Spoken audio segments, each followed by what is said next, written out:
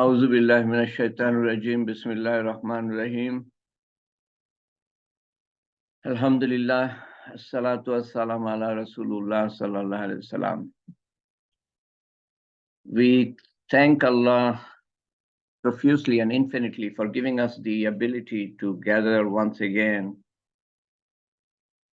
to know about his deen, to know about him, about his Nabi sallallahu alaihi wasallam, about his deen, and to be infused with the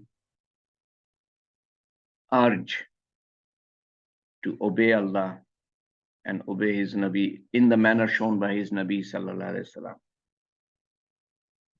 We continue with our main topic, which is lessons from Muslim history, the Islamic Golden Age of Sciences, session number 11. I thought we will talk for 3-4 sessions, not realizing at that point the extent of contribution of Muslims in arts and sciences and engineering, technology, medicine, etc. We have finished. We will be done with most of it. I think what we will be left with is Muslim contribution to medicine and treatment, the establishment of Bimaristan. Bimar, you understand the meaning of that. Sick, and the establishment of the hospitals to treat the sick, known as Bimaristan, and the care taken in ensuring that patients get due treatment. So that will be in the next halakha. So this was the overall the overall framework, and it was a period that started with the Abbasids in the 8th century. In the first session on contributions, we talked about arts and culture and agriculture and market economy and industrial growth and labor and urbanization. In the second session, mostly on architecture. In the third session, mostly on philosophy, social sciences, mathematics. In the fourth session, mostly on scientific method and astronomy. In the fifth session, mostly on geography. In the sixth session, on physics. In the seventh session, on chemistry, part 1, and the contribution to chemistry as documented by modern day science historians. The contribution to chemistry is so huge that it took us 2 sessions, sessions 7 and 8. And then in the 9th session, which was the last session, we talked about contribution to botany and agronomy, to zoology and to other sciences. And then we held a long session, comparatively speaking, a longer session on the condition of the Ummah. Today, we will talk about contribution to pharmacology and pharmacy, and then a continuation on condition of the Ummah. In the fields of pharmacology and pharmacy, Muslims made notable progress into the composition, dosages, uses, and therapeutic effects of drugs. And that is what pharmacology deals with, and pharmacy. Muslim scholars and physicians showed great innovative skills in developing the procedures for the manufacture of syrups and juleps, and established apothecary shops. And we have to bear in mind that these were developments in just this field 1,000 years ago. It was unthinkable in those days. Ibn al-Baytar's book, I'm not going over the name of the book, contain detailed records of the plants in the lands along the length of the Mediterranean coast between Spain and Syria. I mentioned this, by the way, when we talked about botany in the last session. He systematically compared this knowledge with that of scientists of previous eras. His book on botany was used until the Renaissance by Europeans. Arabic scholars used their natural and cultural resources to contribute to the strong development of pharmacology. They believed that Allah Ta'ala had provided the means for a cure for every disease. This comes from Hadith, that there is a cure for every disease. A figure influential in the development of pharmacy used the name Yuhanna ibn Masawai in the 7th and 8th, in the 8th and 9th centuries, referred to as the divine Messiah and the Prince of Medicine. He was known as the divine Messiah and the Prince of Medicine by European scholars. He led the first private medical school in Baghdad. He wrote 3 major pharmaceutical treatises. These consisted of works over compound medicines, humors, and pharmaceutical recipes. Humors have to do with a theory that came up during the Greek period, that the human body consists of 4 elements. In the Latin West, these works were published.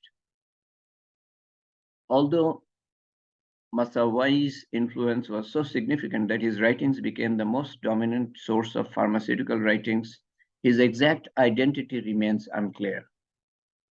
The earliest distinction between medicine and pharmacy as disciplines began in the 7th century, when pharmacists and apothecaries appeared in the first hospitals.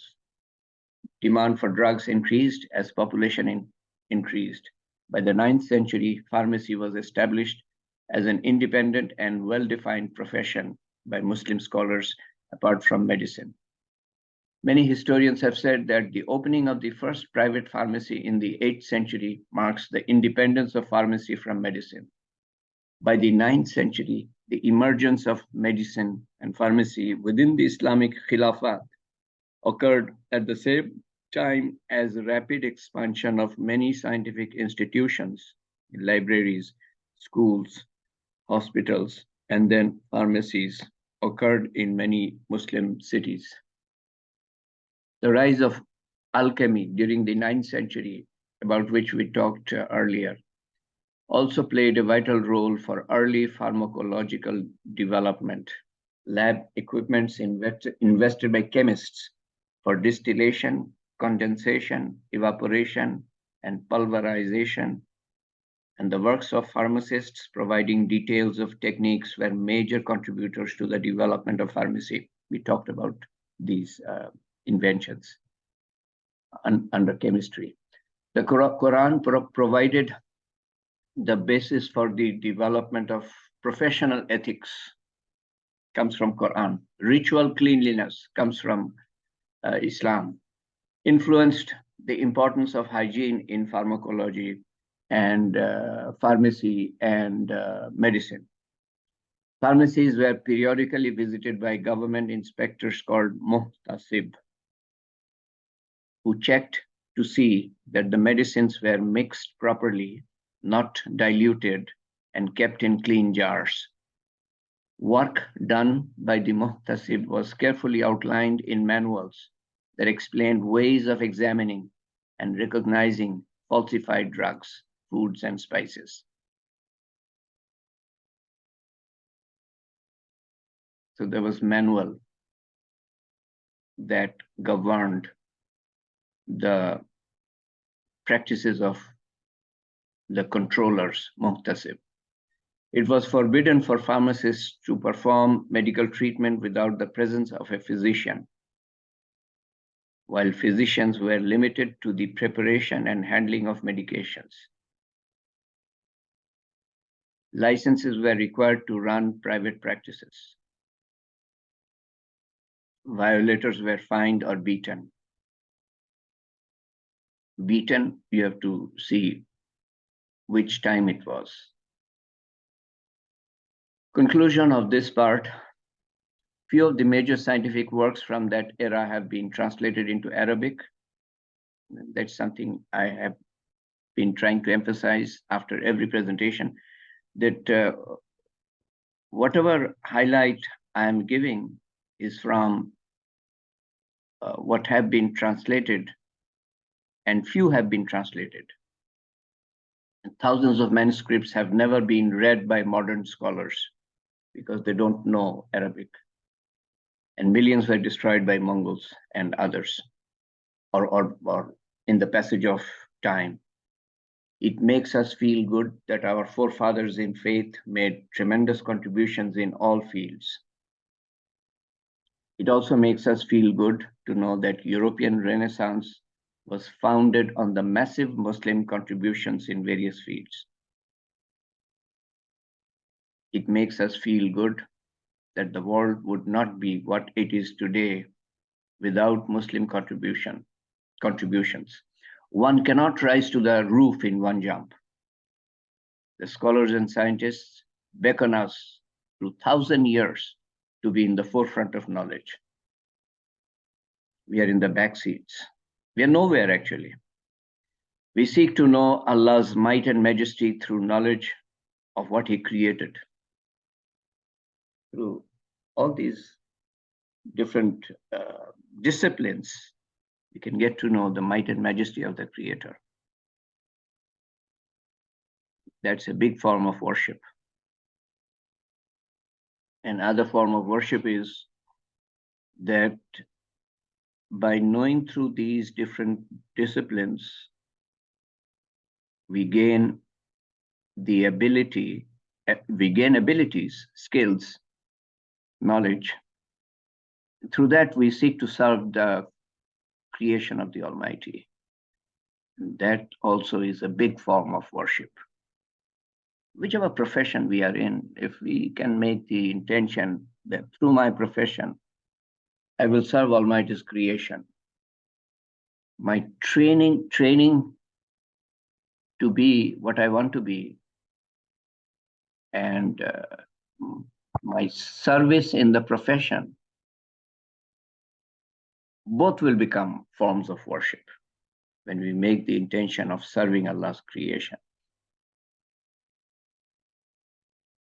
So when we raise up our children and grandchildren, we should infuse in them that light, ignite in them that urge, that through their profession, whatever they choose, they will serve Allah's creation. We have one more, I think one big aspect, which is the field of medicine. If I can finish in the next session, well and good. If not, then maybe 2 sessions. Now, I urge you, with all my humility, with all my earnestness, to listen to the second part, because off and on, once in a while, whenever there's a lot of brutalities against Muslims which come up in the newspapers, we raise a lot of hue and cry about the condition of the Ummah. And then the news subside, even though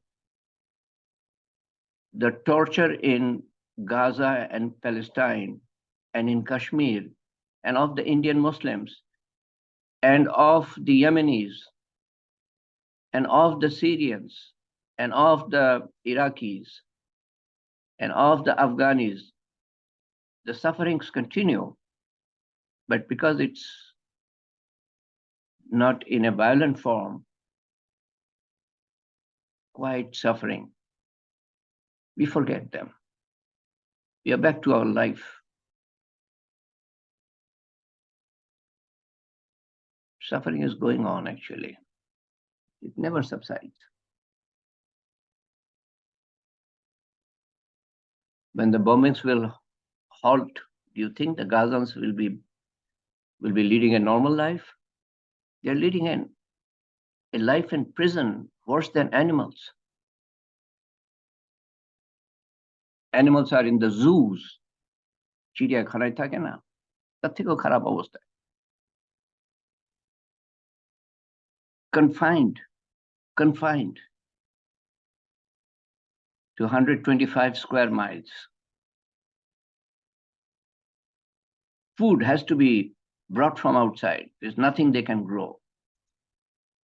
They cannot get out of the natural boundary. And anytime the soldiers can enter and commit atrocities and come back, that's their freedom. That's their independence. That's a Palestinian state. How can the Ummah attract Allah's help? We talked at some length, I would say. It's much bigger than the time that we get to talk about these issues. But at some length, we talked about it, and I will. Where is that?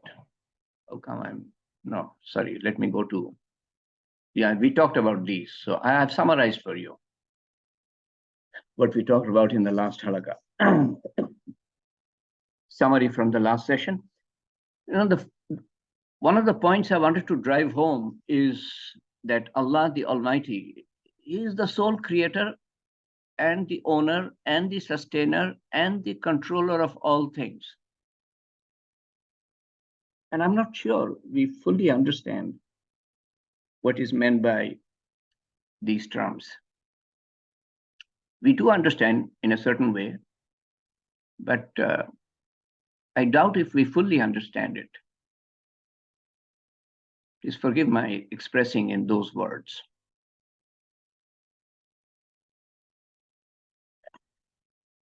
When we say La ilaha illallah, we make a covenant with the Almighty. What is the covenant? There's no God except Allah. There's no God except Allah. There's no worshipper except Allah. What does it mean?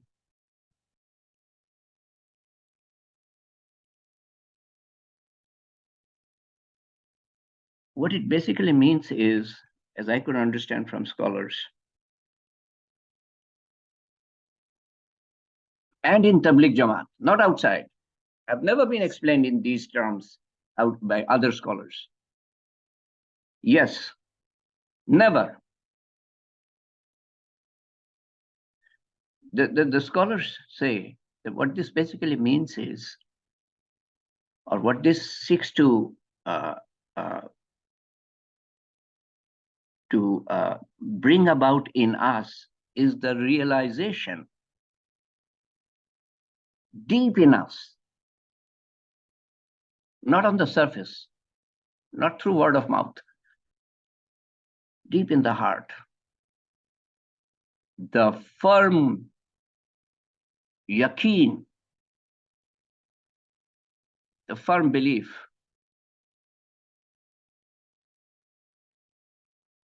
and I don't know how to express in English. Allah theke hoy. La ilaha nai kono khomota illallah, Allah chara. There's no power except Allah. La ilaha nai kono shakti, power illallah, Allah chara, except Allah. La ilaha nai kono Rabb illallah, Allah chara. No nourisher and provider and cherisher other than Allah. La ilaha nai kono rokhakari illallah. no protector save Allah. La ilaha, নাই কোনো শাস্তিদাতা illallah, except Allah. Allah chara. There's no punisher except Allah.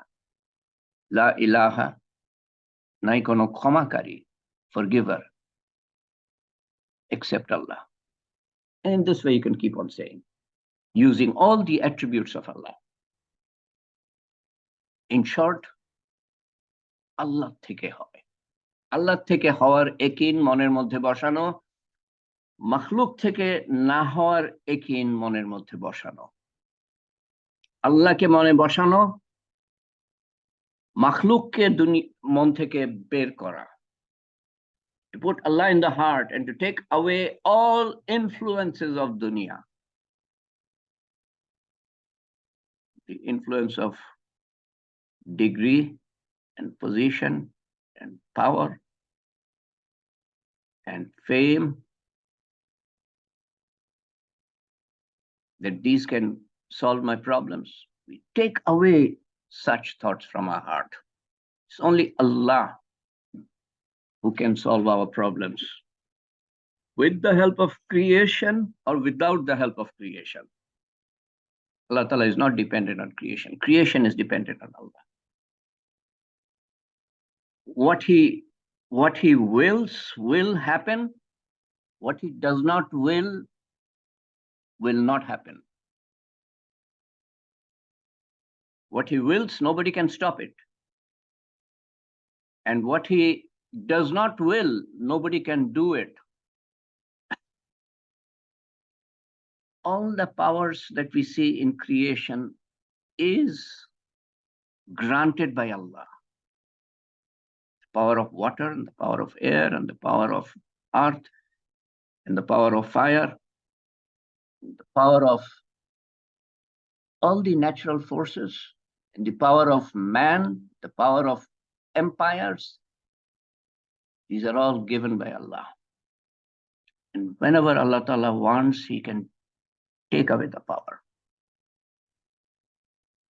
Whenever he wants, in whatever way he wants, as soon as he wants.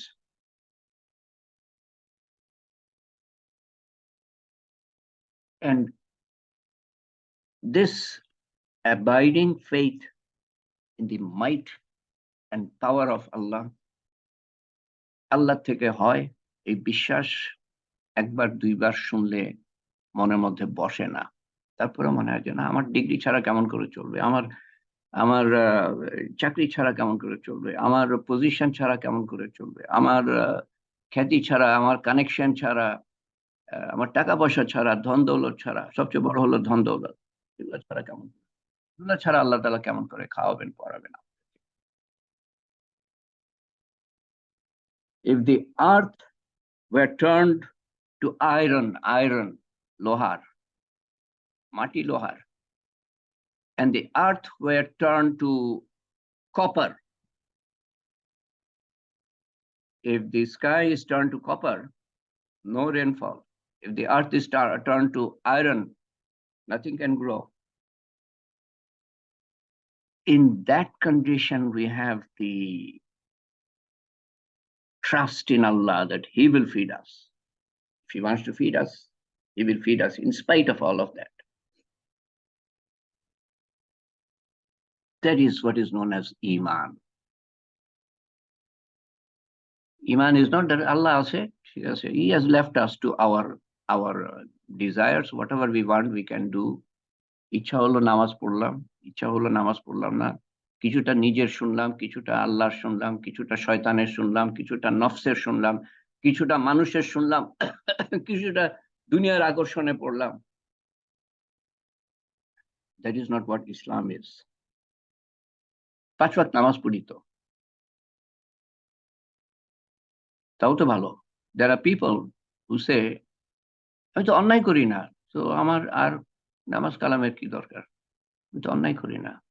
That person happens to be my respected professor. That person, he has PhD. that person doesn't have the knowledge to understand, doesn't have the realization about Allah, and therefore doesn't understand that not submitting to Allah is the biggest sin. আমি তো অন্যায় করি না, তো নামাজ পড়ার কি দরকার? That attitude is the biggest sin. So what education do people get in the universities? Does it tell you about the Creator? Does it tell you why He created you or me? And nowhere I got that, except I think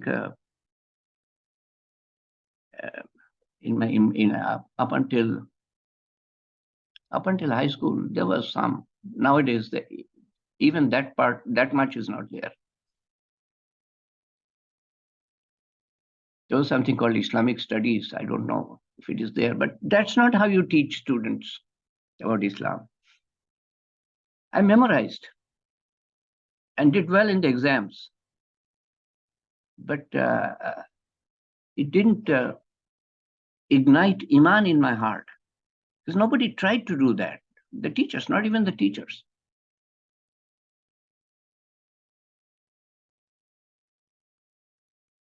Not my family.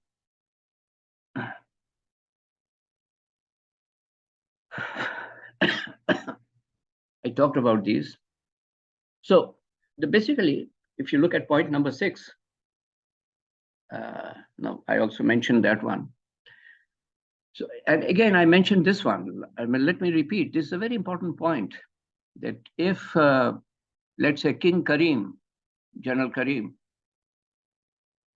is powerful and he's a king, but he's just, and people obey him, it cannot be that he will cause people to be harmed. People obey him, and he's just, and he's powerful. He cannot allow harm to touch his subjects. If that's the case with King Karim, how can Allah the Almighty cause Muslims to be harmed if they obey him as he should be obeyed? Allah কেন ফেরেশতা পাঠিয়ে মুসলমানদের সাহায্য করে না? ফেরেশতা এসে চিনতে পারবে নাকি কোনটা মুসলমান কোনটা অমুসলমান? Somebody joked. And again from last week, Surah Ashura, verse number 30. And whatever strikes you of disaster, it is for what your hands have earned. Allah is saying that. Whatever strikes you of disaster, it is for what your hands have earned.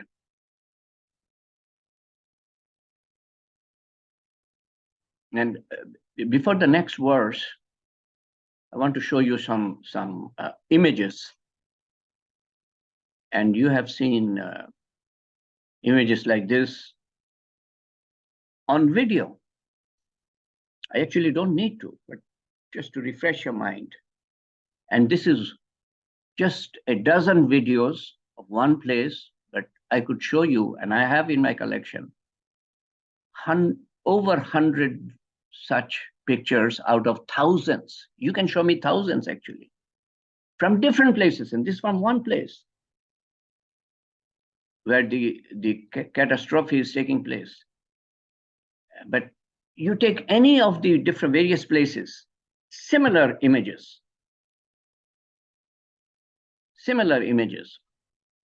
all over, similar condition of the ummah all over.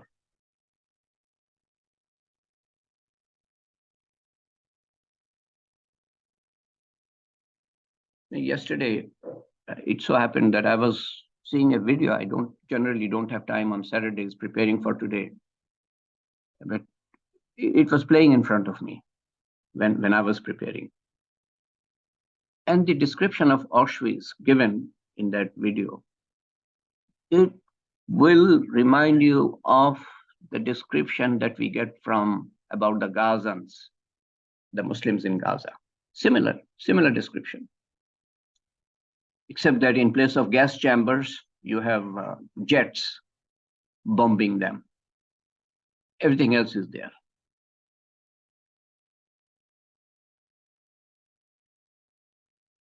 I'm not saying that the perpetrators are not to be blamed. I'm saying that Allah does these. Allah, without Allah's will, it doesn't happen. Allah allows them to do it. That's how I should put it. Why? Because they want to do it. একজন চোর, ডাকাত, গুন্ডা, বদমাইশ, খুনি কিভাবে করে? আল্লাহর ইচ্ছা ছাড়া তো করতে পারে না। তারা চায় বলে আল্লাহ তাআলা তৌফিক দেন। শাস্তি তাদের হবে। শাস্তি তাদের হবে। So we ought to blame the perpetrators for crime against humanity. But what I am proposing is simply this, that we look at ourselves first. If we look at ourselves, that means at the Ummah, is there anything we do to deserve this? And the answer I've given earlier, I've given in the previous session. You have the answer from others also, from your own reading, that whatever befalls you, you have earned it.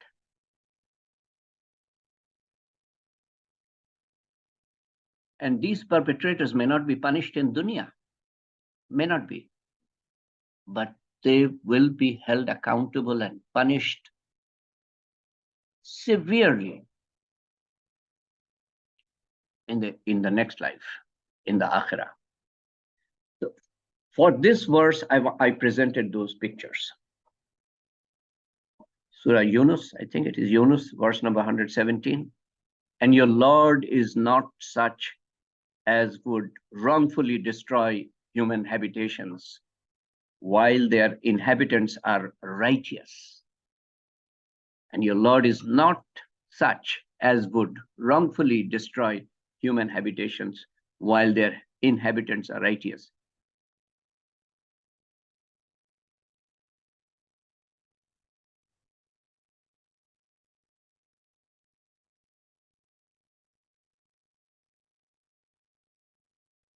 In Surah Taha, Allah Ta'ala says, and whoever turns away from my admonition will have a wretched life in the world. And we shall raise him up on the day of resurrection. We shall raise him up blind on the day of resurrection.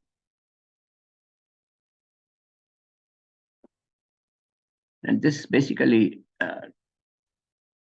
talks about those who reject Allah totally. And there are Muslims by name who reject Allah totally.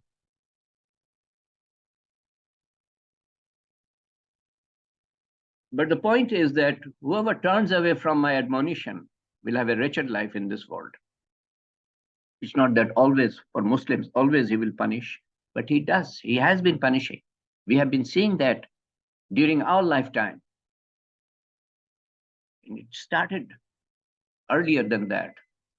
And that is what we are discussing overall, lessons from Muslim history,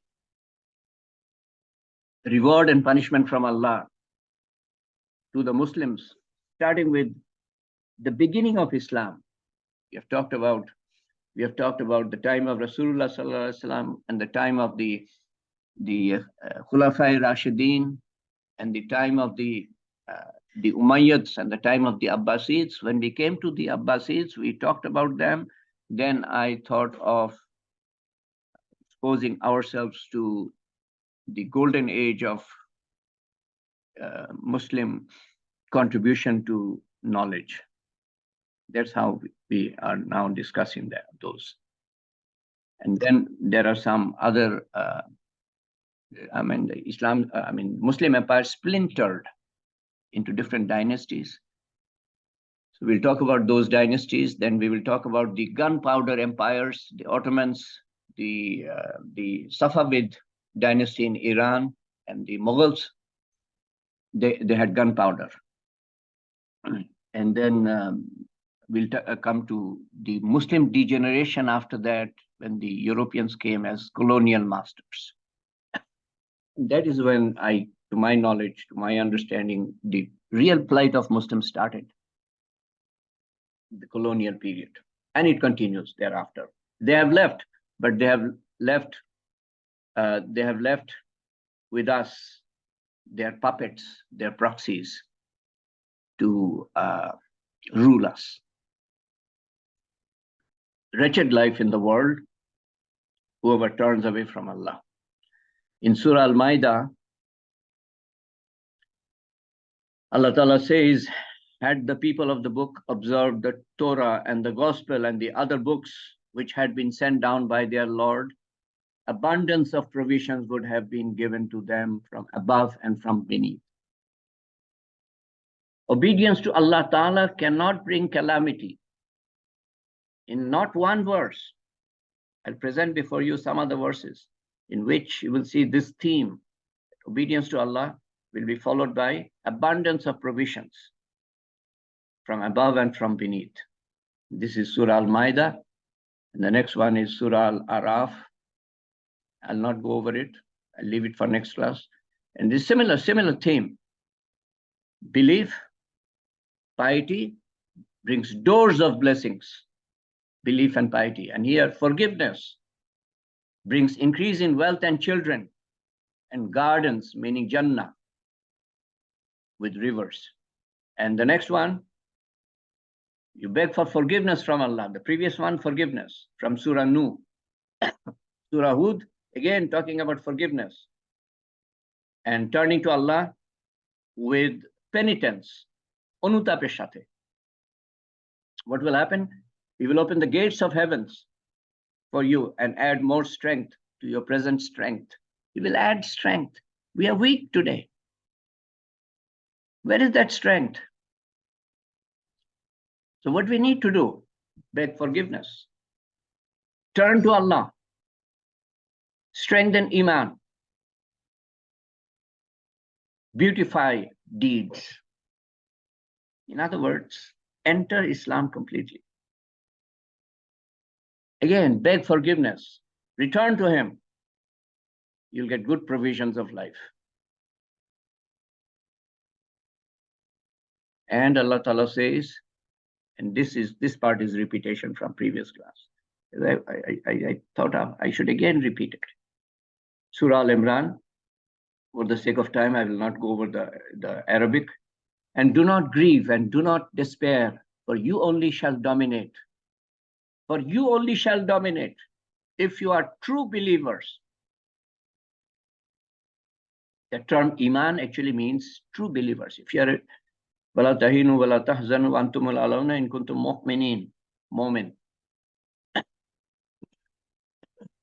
وَكَانَ حَقًّا عَلَيْنَا نَصْرُ الْمُؤْمِنِينَ. It is our bounden duty to render help to true believers. What is the common element? Being a believer, mu'min. كَذَلِكَ حَقًّا عَلَيْنَا Nunjil Mu'minin. Pretty similar. It is an obligation upon us that we save the true believers, that we help the true believers. Again, the term mu'min is used. وَلِلَّهِ الْإِزَّةِ وَلِرَسُولِهِ وَلِلْمُؤْمِنِينَ. Again, the term mu'min. Honor is only for Allah, His Rasul Sallallahu Alaihi Wasallam, and for the true believers. Honor, not পদদলিত বোঝাচ্ছে না, honour বোঝাচ্ছে, সম্মান। আমরা পদদলিত কেন? We have to understand that. For blaming anybody, we look at ourselves first. وَعَدَ اللَّهَ الَّذِينَ آمَنُوا وَعَمِلُوا الصَّالِحَاتِ لَا يَسْتَخْلِفَنَّهُمْ فِي الْأَرْضِ. Allah has promised those of you who believe, again the word believe, and do good, that He will certainly make them successors in the land as He did with those before them. And if the believers were to fight you, they would certainly flee. Then they would never find any protector or helper. And when will this happen? belief, iman, mu'min, amilus salihat. These are the solutions. You can boycott them, their goods. They will boycott your goods also. And your garment industry will flop, will simply crumble. If the basic issues are not taken care of, there's no solution. And the basic issues are of iman and amil salihat. And we have iman. It's not that I'm not suggesting we are kafir. No, we are Muslims. We are not mu'min. It is so weak. It is like we are like the patient in the hospital who does not even have the strength to take care of the flies and the mosquitoes. মশামাছিকে তাড়াতে পারে না, এরকম আমাদের দুর্বল ঈমান। আল্লাহর হুকুম এর দিকে আগাতে পারি না, আল্লাহর হুকুম থেকে নিষেধ থেকে পিছাতে পারি না। The level of iman that is being taught, that is the required level, is the one that induces us, motivates us, goads us to obey, to grasp the orders of Allah, and takes us away from his don'ts. Do the do's, keep away from the don'ts. And I'll have to defer to the next session, some of these things and some additional points. So the point is, he granted dominance to Muslims for about a millennium, 1,000 years over. But as our iman and good deeds decayed, Muslims for the last few centuries have declined in worldly standing. We deteriorated because we abandoned Allah and the Sunnah of Rasulullah sallallahu alaihi wasallam. Our iman is weak, have little or no pure good deeds, which is only for the sake of Allah, and we are fragmented into 57 pieces, countries, Muslim majority countries. We cannot band together even though we believe in one Allah. And raising one voice would create a lot of difference. We cannot do that, lack of iman.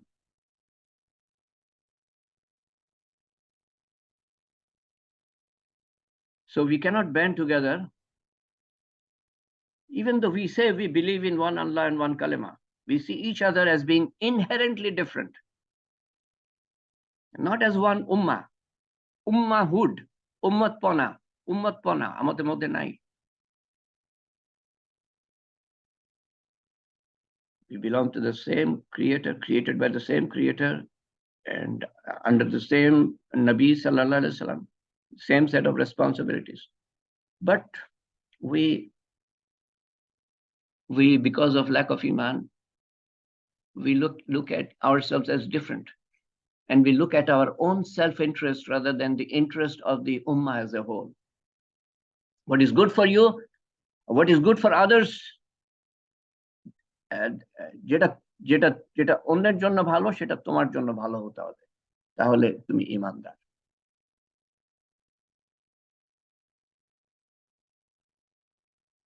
And we cannot rise unless we enter Islam completely.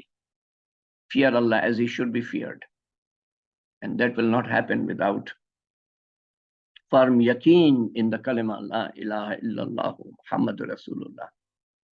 Then we will be one ummah, united, strong in iman and good deeds, and the reward in dunya will be vicegerency, dominance on earth. Muslim blood will not be cheaper than water as it is today.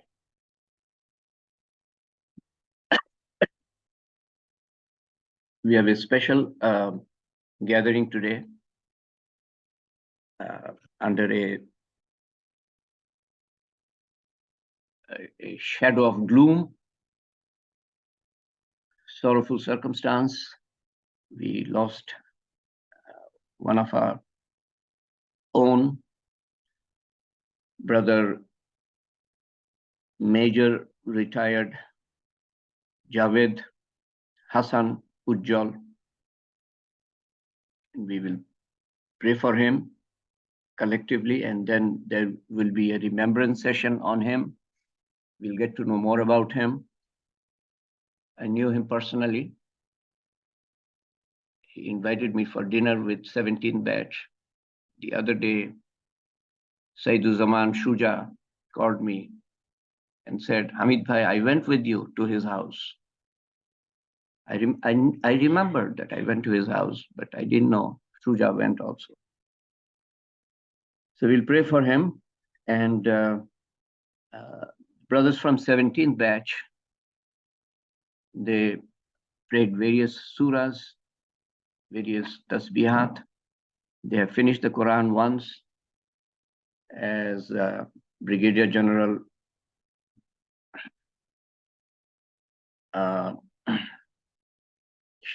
Azim Shahi, our ex-principal, he mentioned to me, they finished the Quran once, and various surahs they have recited. So I will read a short message from Lieutenant Colonel Hassan, Rashid Hassan from 17th batch, who is our regular participant, where he very briefly describes the day he died, Ujjal.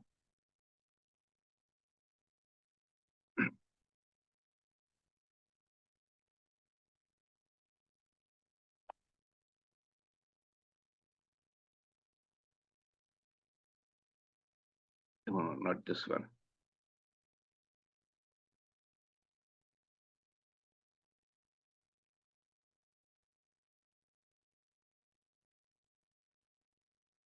Sorry.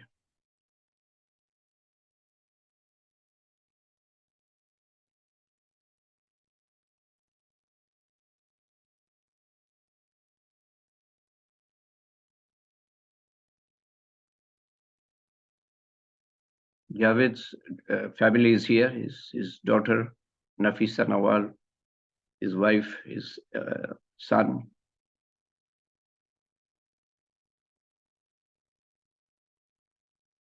And they will speak, at least Nafisa will speak.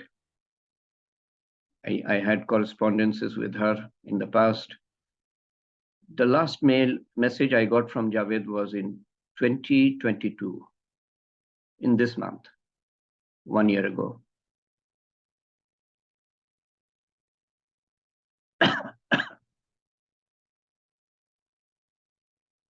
Sorry for the delay in finding out that message.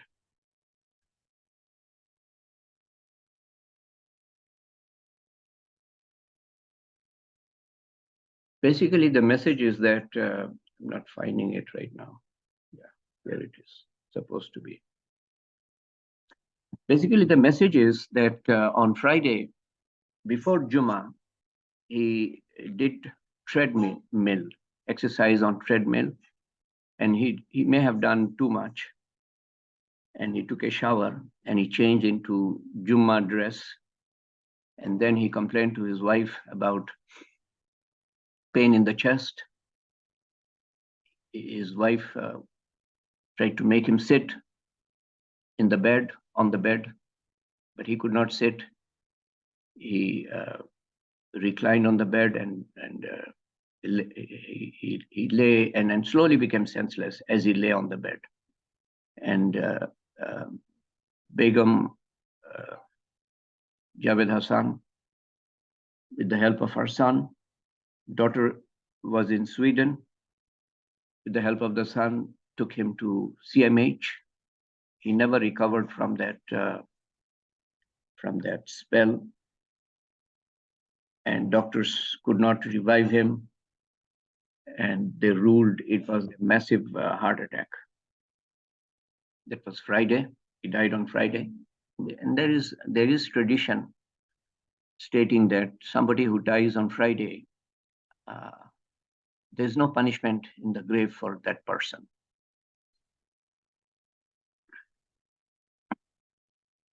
Regardless, such losses are terrible,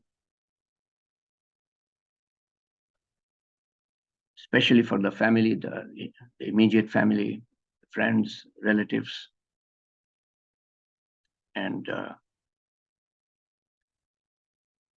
such incidents drive home the point that we are so weak in this world. We think we are something.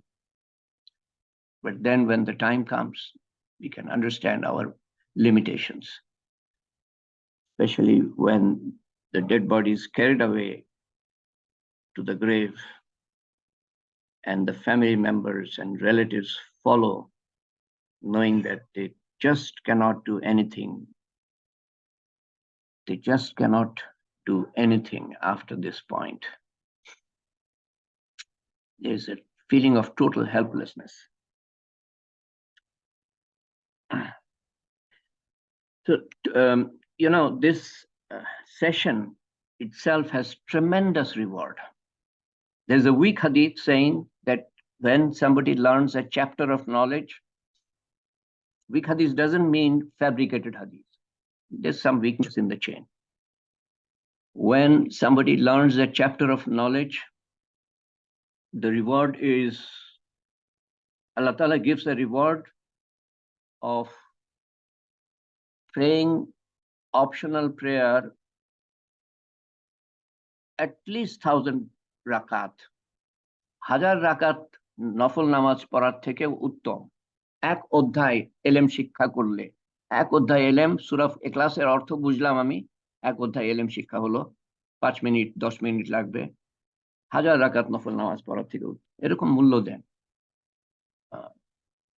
Seeking ilm is obligatory, and we have done something of that sort, and may Allah Ta'ala accept that, and we will convey all those blessings multiplied by how many people, however many people are there here, however many folks are there, it is multiplied, and we will convey for Javed Hassan and all our near and dear ones. And that's the mercy of Allah, that there'll be no reduction in the blessing we convey to each one of our near and dear ones who are in the grave.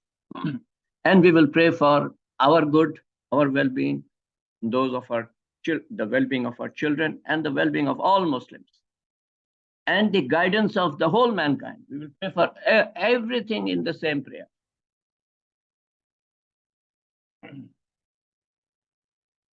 And just as additional gift from our side for Javed and for our near and dear ones, our parents,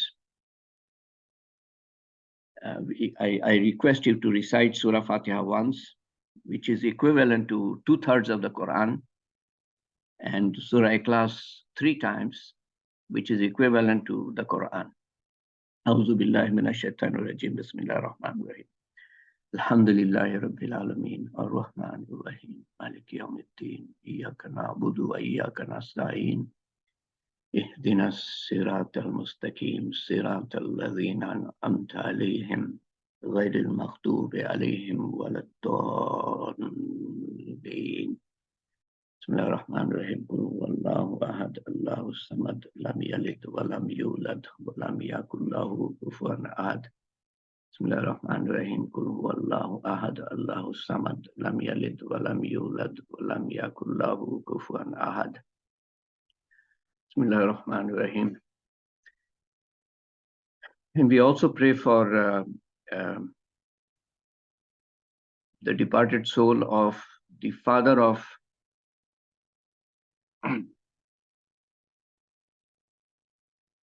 let me find out the name. The father of Naveed Javed, who is an ex-cadet of BCC.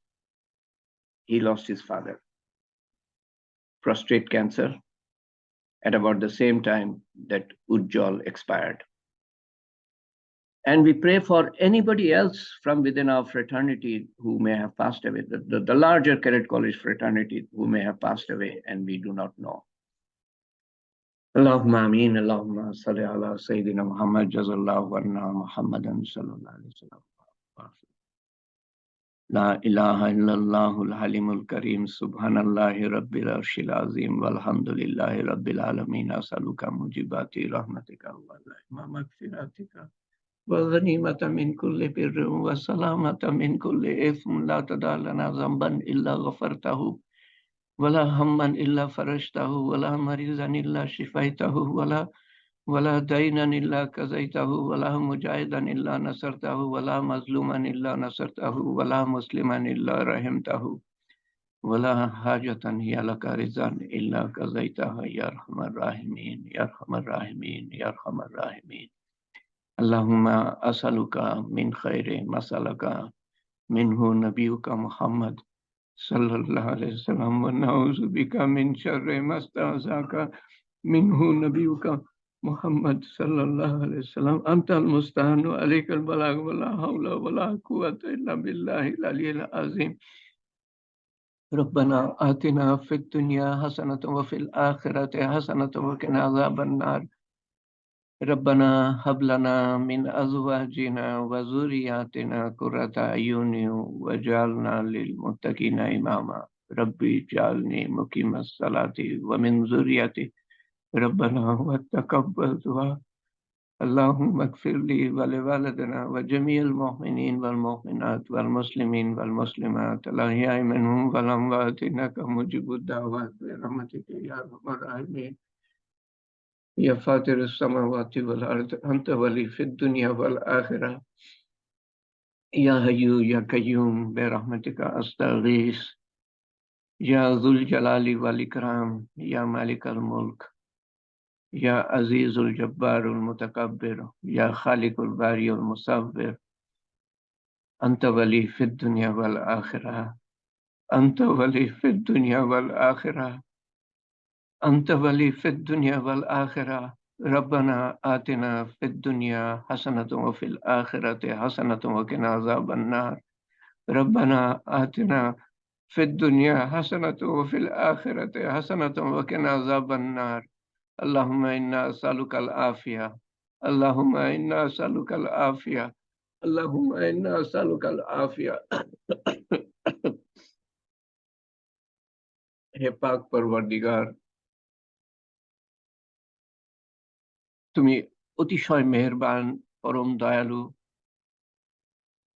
এবং আমাদের তৌফিক দিয়েছ এই ধরনের সমাবেশে সমবেত হওয়ার জন্য। আল্লাহ, আল্লাহ, আমাদের যা কিছু আমল, যা কিছু বলা শোনা, যা কিছু পড়া, তেলাওয়াত, তাসবিহ, সমস্ত কিছুর ভুল ভ্রান্তি সংশোধন করে তোমার শাহী দরবারে কবুল করে নিও আল্লাহ। সেই সাথে আমাদের সমস্ত কৃত অপরাধ গুনাহ মাফ করে দিও, তার বদলে নেকি লিখে দিও। যেই সময় আমরা হেলায় হারিয়েছি আল্লাহ, তার বদলে নেকি লিখে দিও।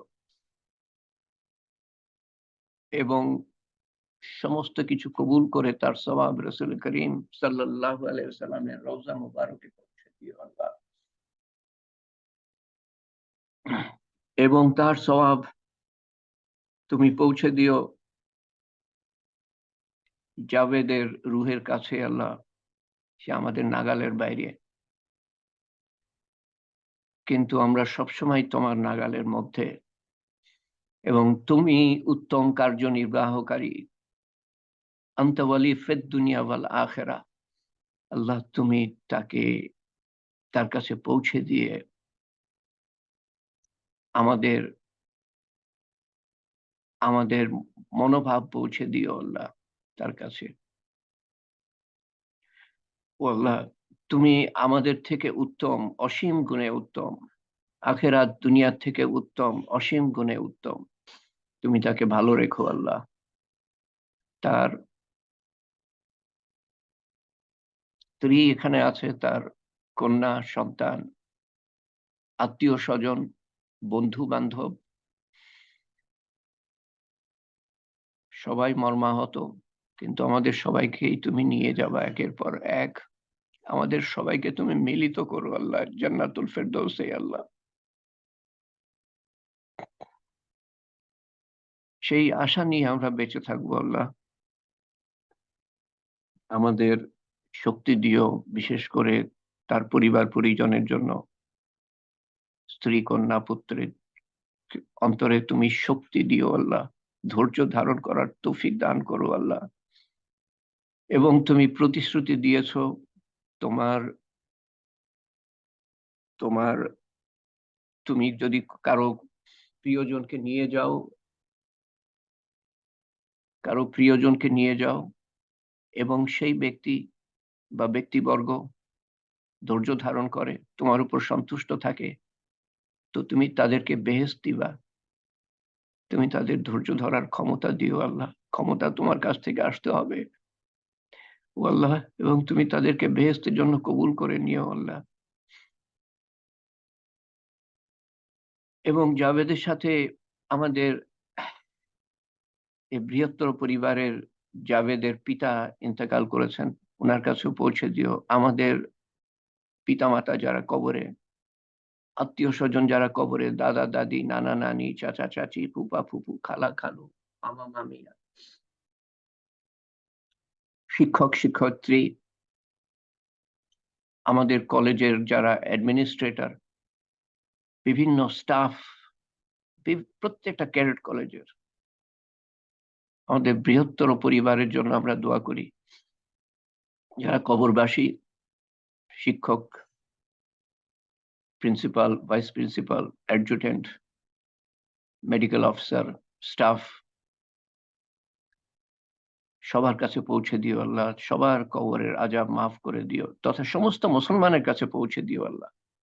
সবার কবরের আযাব মাফ করে দিয়ে, কবরকে প্রশস্ত করে দিয়ে, কবরকে নূর দিয়ে পরিপূর্ণ করে দিয়ে, কবরকে জান্নাতুল ফেরদৌসের বাগান বানিয়ে দিও।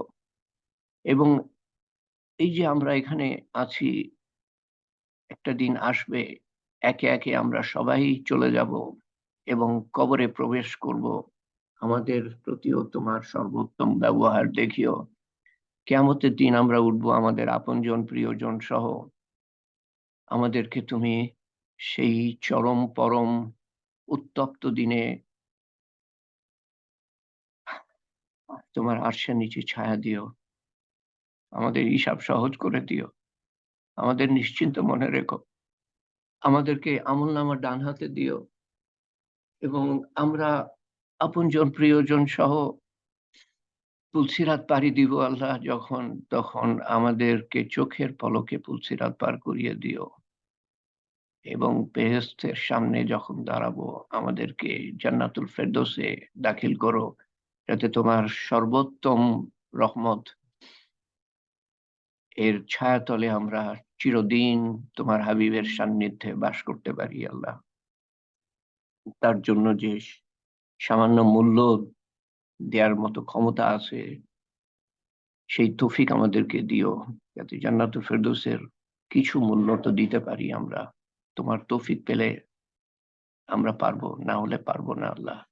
তুমি যদি আমাদের কবুল করে নাও আল্লাহ, আমাদের মনের নেক হাজত কবুল করে নিও, আমাদের বিপদ আপদ দূর করে দিও, আমাদের মনের গ্লানি দুঃখ দুর্দশা দূর করে দিও আল্লাহ, আমাদের অসুখ বিসুখ দূর করে দিও।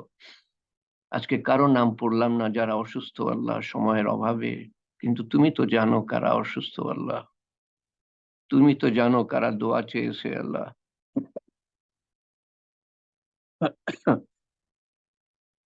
আল্লাহ তুমি সবার সবার প্রয়োজন মিটিয়ে দিতে পারো, তুমি সবার প্রয়োজন মিটিয়ে দিও আল্লাহ। যত মানুষ পৃথিবীর আনাচে কানাচে কষ্টের মধ্যে, অভাবের মধ্যে, অনটনের মধ্যে আছে, নির্যাতন নিষ্পেষণের মধ্যে আছে, সবার সবার বিপদ আপদ বালা মুসিবত দূর করে দিও আল্লাহ। ও আল্লাহ, সবার প্রয়োজন একমাত্র তুমি মিটাতে পারো আল্লাহ। বিশেষ করে মুসলমান যারা বিভিন্ন জায়গায়, বিভিন্ন অঞ্চলে কষ্টের মধ্যে আছে, কোন জায়গার নাম বলবো আল্লাহ? ও আল্লাহ, কষ্টের সীমায় নাই আল্লাহ। আমাদের গোনার কারণে, আমাদের ইমানের কমজোরির কারণে আমাদের ইমান মজবুত করে দাও। আমাদের অন্তরের মধ্যে ঢেলে দাও, যাতে করে আমরা তোমার কাছে পুরা দিনে উঠতে চাই আল্লাহ, সেই কথাটা ঢেলে দাও। এবং সেটার জন্য যে এলেম শিক্ষা করা প্রয়োজন, সেই এলেম যেন আমরা শিখতে পারি। আমরা মনে করি আমরা জানি ইসলাম কি, কিছুই জানি না আমরা আল্লাহ, মূর্খ, তারপরেও বলি যে আমরা জানি। এবং সেই মতেই, মূর্খের মতোই আমরা আমল করে থাকি। আমাদেরকে এলেম শিক্ষা করার তৌফিক দান করো আল্লাহ। এবং যা কিছু তৌফিক দিয়েছো তুমি আমাদেরকে, তা যেন আমরা সর্বোত্তম রূপে করতে পারি। সেই জন্য প্রত্যেকটা দিন যাতে আরো সুন্দরভাবে করতে পারি, সেই তৌফিক দান করো।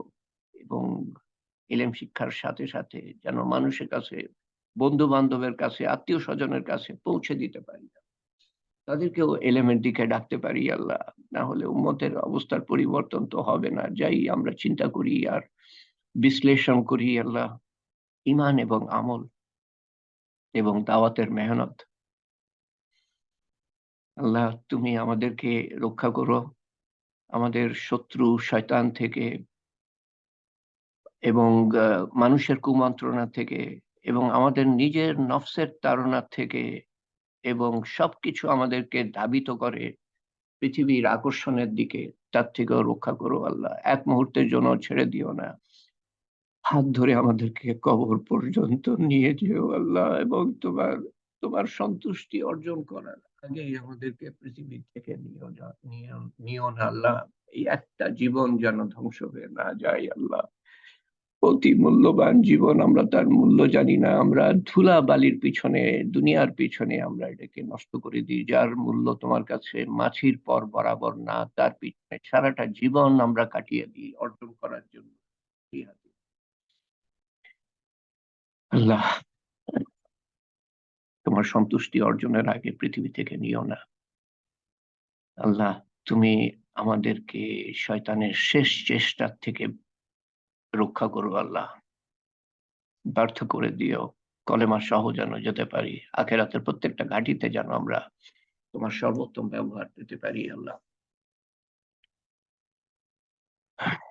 হে পাক পরওয়ারদিগার, তোমার রহমতের ছায়াতলে, তোমার হেফাজতের ছায়াতলে, তোমার হেদায়েতের ছায়াতলে, তোমার মাগফিরাতের ছায়াতলে আমাদেরকে রেখো, আমাদের বংশধরকে রেখো, কিয়ামত পর্যন্ত যারা আসবে সমস্ত মুসলমানকে রেখো, এবং তাদের বংশধর যারা আসবে তাদেরকেও রেখো। সমস্ত মানুষকে হেদায়েত করো। সবাই যদি বেহেশতে যায়, তোমার কোনোই ঘাটতি হবে না। আর সবাইকে যদি তুমি দোজকে ঢালো, তোমার কোনোই লাভ হবে না। এ পাক পরওয়ারদিগার, তোমার শান মতো চাইতে পারলাম না, তোমার শান মতো দান করো। তোমার শান মতো হেফাজত চাইতে পারলাম না, তোমার শান মতো হেফাজত করো। বিদেহী অন্তর আমরা সবাই, বিশেষ করে জাবেদের পরিবার পরিজন, আত্মীয় স্বজন, বন্ধু বান্ধব, সবাইকে তুমি তাদের অন্তরে শক্তি, ধৈর্য এবং প্রশান্তি দিও। একমাত্র তুমিই পারো। আল্লাহুম্মা ইন্নাকা আফুওয়ান কারীমান তুহিব্বুল আফওয়া ফা'ফু আন্না।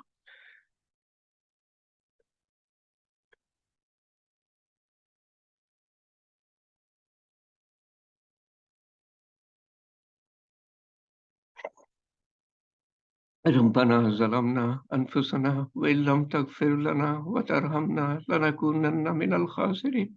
ربنا لا تزغ قلوبنا بعد إذ هديتنا وهب لنا من لدنك رحمة إنك أنت الوهاب. يا قاضي الحاجات، يا رافع الدرجات، يا حلال المشكلات، يا مجيب الدعوات، برحمتك نستغيث، يا أول الأولين يا آخر الآخرين يا أكرم الأكرمين يا أرحم الراحمين يا راحم المساكين يا ذي القوة المتين.